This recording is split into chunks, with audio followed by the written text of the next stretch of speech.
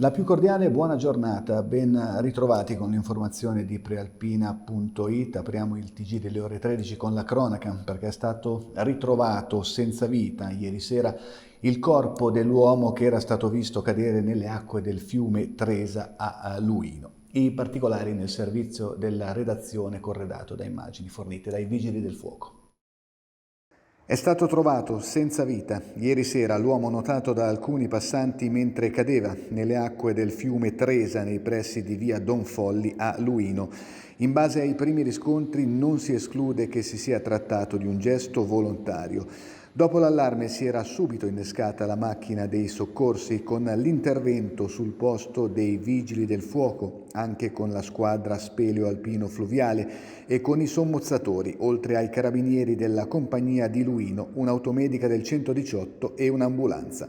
Purtroppo, però, l'epilogo è stato tragico. Ancora cronaca, se la sono vista brutta 3 turisti, 2 thailandesi e un italiano, che ieri avevano scelto la zona del Devero, in Ossola, per compiere una passeggiata nella neve.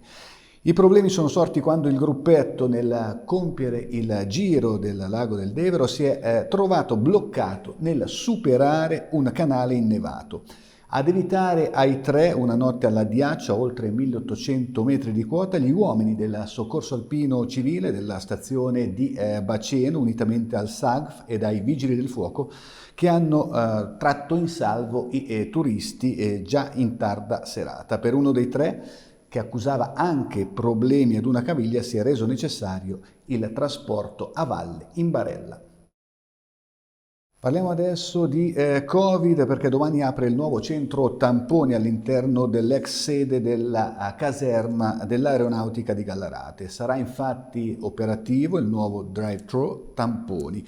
In totale all'interno dello spazio sono previste 6 linee attive, ma si inizierà con 2. I primi accessi, che non saranno liberi ma su segnalazione dell'ATS e dell'ASST Valle Olona, serviranno per valutare se le decisioni e le precauzioni prese sono corrette o se devono essere effettuati dei cambiamenti ed eventuali modifiche ai piani ed alla viabilità studiata. Torniamo alla cronaca, ci trasferiamo a Busto Arsizio. È ricoverato in terapia intensiva il ladro di nazionalità norvegese che nella notte tra Natale e Santo Stefano è caduto da 3 metri di altezza riportando fratture multiple ed emorragie severe mentre tentava di introdursi in un condominio in via Foscolo. È stato un condomino a trovarlo a terra nei sotterranei dell'immobile, nell'area dei garage, e a chiamare i soccorsi.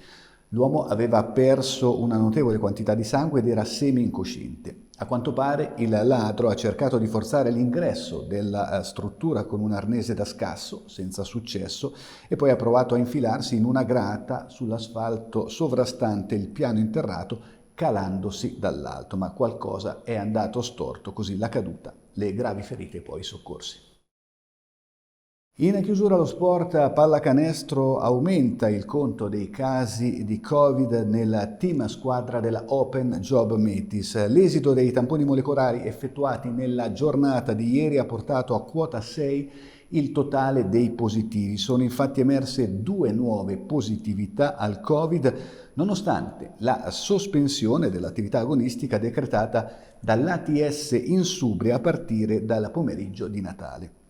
Al 99% sarà decretato l'isolamento fiduciario di 7 giorni per tutti i negativi in quanto contatti stretti vaccinati di casi positivi. L'ufficialità del provvedimento dell'ATS Insubria, che dovrebbe significare isolamento fino al 4 gennaio con necessità di tampone negativo per riprendere gli allenamenti, porterà la Lega Basket a decretare il rinvio del match del 2 gennaio contro Venezia.